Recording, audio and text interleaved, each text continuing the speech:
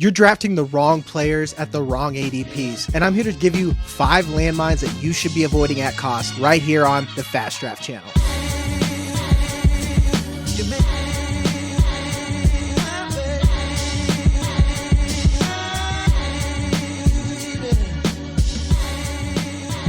We're going to jump right into it. Achane with the Miami Dolphins. I'm fading the entire Dolphins offense because their biggest problem has been with the offensive line, which they have addressed during the draft. But I do think that Mike McDaniel and this team have seen that Achane can't exactly hold up to a full workload. So they've drafted Jalen Wright, now Ollie Gordon. They were okay letting Raheem Mostert go, but like I said, they had these other replacements in, so it's difficult to see that he's going to see that same volume. Moreover, a lot of his production came from dump-off passes, especially when Tua was out. He basically was the entire offense at one point when they couldn't push the ball downfield. Now that they have Tua back healthy, Tyreek's back, who knows what's going on with Jalen Waddle, but he earns targets, Jonnu Smith, and again, the addition of 2 other running backs, I am avoiding this backfield, especially at cost. Redraft 205. This is someone that you're taking possibly as your RB1, maybe a high-end RB2 depending on your build. So especially when you consider that you're burning a top 2 or 3 pick regardless of format, this seems like a huge trap, and you could be getting someone else with much higher upside than Achane. The Dynasty at Player Profiler, he's still the RB5. That's a little bit rich for me. I would rather trade back, get someone like Saquon, roll the dice again. I'd rather have Breece Hall, who I think has the same limitations if you think about more touches in that backfield. Redraft, we're a little bit ahead of the curve here. He's going after someone like Derrick Henry, around Jonathan Taylor, Josh Jacobs. You want to talk about the RB dead zone? I would say this could be the RB trap zone when you think about redraft. And then in our fast draft flex 4 ADP, draft 6, start 4, flex only, he's going after Ashton Jeanty. This is before a lot of those other rookie running backs like Trevion Henderson, Amarian Hampton, Quinshon Judkins. He's even going ahead of Brock Bowers and Derrick Henry. Again, if you want to think about our other redraft rankings, why are we taking Achane over Derrick Henry? Henry's in a better offense with a better quarterback. And we saw that there's plenty of touchdowns still left on the board, even with a rushing QB like Lamar Jackson. Let's say I'm a dynasty owner, I'm shipping Achane off and I'm trying to get younger with some of these other rookie running backs I listed,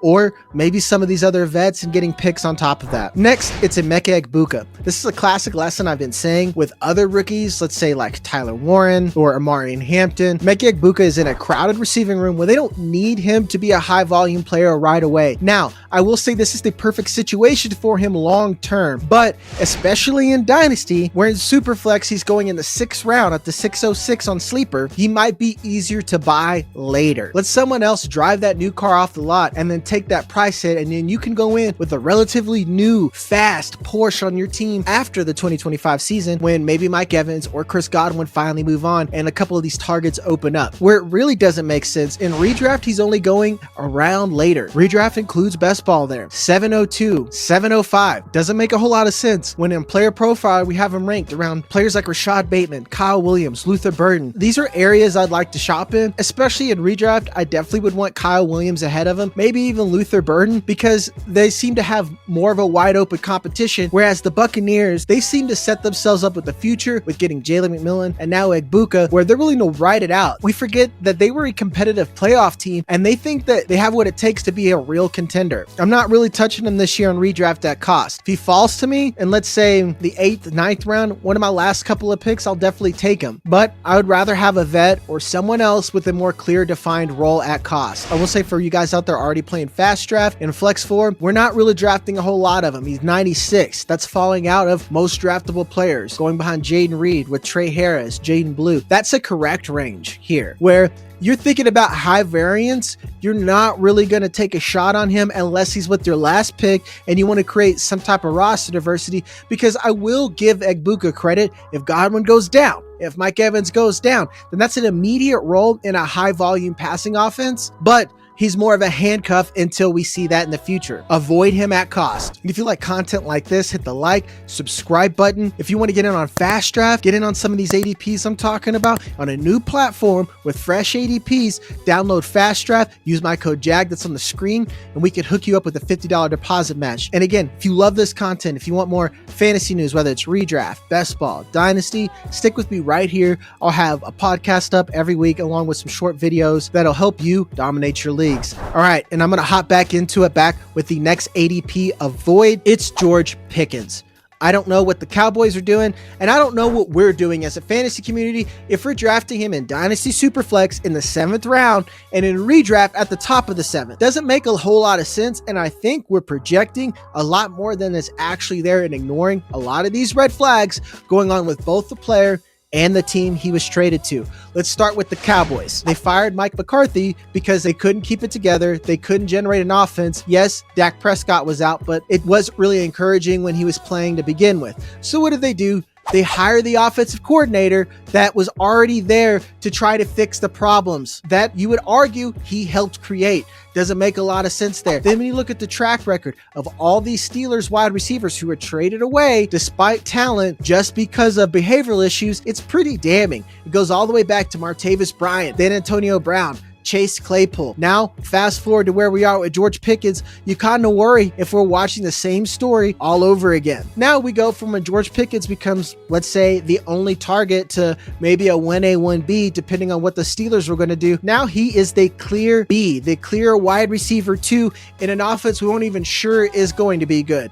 The only pieces I'm taking off this team are CeeDee Lamb, who has earned targets, have been effective no matter who's the quarterback, and the running backs, because we've seen that they've had at least somewhat of an effective rushing game, or at the very least commit to the running game. Everything else is kind of noise I don't want on my roster, and I don't think they're going to help me win week over week, let alone my entire league. In player profile, we have him ranked in Dynasty around wide receiver 21. This is ahead of Zay Flowers, ahead of DJ Moore, right behind Xavier Worthy. There is a clear player who doesn't belong here, and I think it's George Pickens. Even though I've been worried about DJ Moore, much rather have that asset than George Pickens. I'd much rather have Lamar Jackson's wide receiver 1 when you have a better offense with a better quarterback. Seems like a no-brainer there. Xavier Worthy, yeah, he's a boom bust player too, but he's a boom bust player that's attached to Andy Reid and Patrick Mahomes. Doesn't make a lot of sense. So in Dynasty, if the price for the brick is going up, I am selling and getting almost anything after him if I can get a plus on top of that. In redraft, we have Jacoby Myers, Deebo Samuel, Rome Odunze going around him.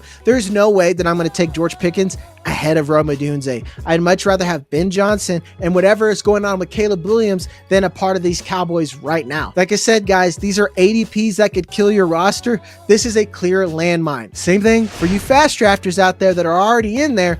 George Pickens at 39, hard no for me, dog. I'd rather have Rashee Rice, Amarian Hampton. Can't say I'd rather have Joe Mixon over him, but he is ahead of him around this range. But he's clearly the first range of players where he may fall out of some drafts and some people avoid him. I think those are probably the smarter lobbies, and you should be the player to take almost anyone else around this range. I do get the appeal in best ball, but this seems like the Cowboys are a massive landmine. So it's the cost that I'm taking him at. I'd much rather have him round 6 or one of my last few picks than taking him around players who I think have much more optimism, like Rashee Rice or Amarian Hampton, which is a perfect segue to DK Metcalf. Same situation, except it's with George Pickens' old team over at the Steelers. He got traded over, and you thought, wow, they're going to get Aaron Rodgers, and they're going to try to make a real offense now that they have a new running back, now that they've finally made improvements to the offensive line over last year and then this offseason. But lo and behold, no Aaron Rodgers. We're looking at a quarterback room of Will Howard and Mason Rudolph. They shipped Pickens off, so now we have the same situation for Metcalf than we had last year when Pickens was there. Well, you have someone who is maybe a wide receiver 1, but maybe limited to a specific role that needs a compliment,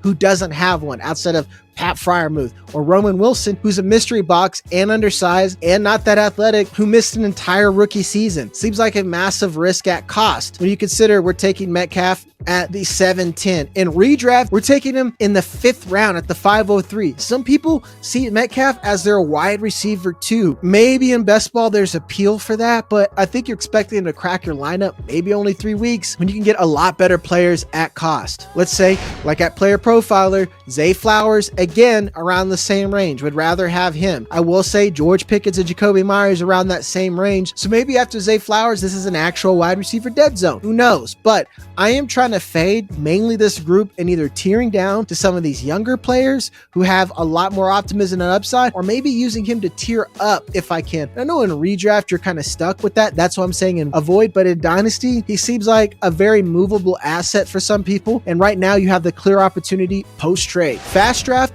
going after Pickens, but still around players that I would much rather have. RJ Harvey and Quinshon Judkins. Sign me up for the 2 running backs before I have DK Metcalf. Khalil Shakir, kind of the opposite players, and maybe in best ball, you don't want either of these. But as you can see, if RJ Harvey and Quinshon Judkins are there, we know that probably Caleb Johnson's a little bit down there further. There are just other high upside options that are hanging around there that someone with as many red flags as DK Metcalf could make my roster. Finally, we're going to finish with a tight end, Dalton Kincaid. Now, our fast draft people on the flex floor, you're doing a great job. He's 102 right now. Not really drafting him, so this isn't for you. But for Dynasty, we're still taking him in the 7th round. I don't understand the logic here. Even for our player profiling rankings, I think it's quite a head scratcher. Going tight end 9 after Colson Lovin, ahead of Tucker Kraft, ahead of Isaiah Likely. I just can't see myself doing that. I would rather have Mason Taylor, Terrence Ferguson, almost any of these rookie tight ends ahead of Dalton Kincaid, and especially Tucker Kraft, who we saw production out of, and the Packers have pretty much said he's their tight end 1 and has beat out Luke Musgrave. Dalton Kincaid has had every opportunity to be the guy. They drafted Keon Coleman. Khalil Shakir stepped up.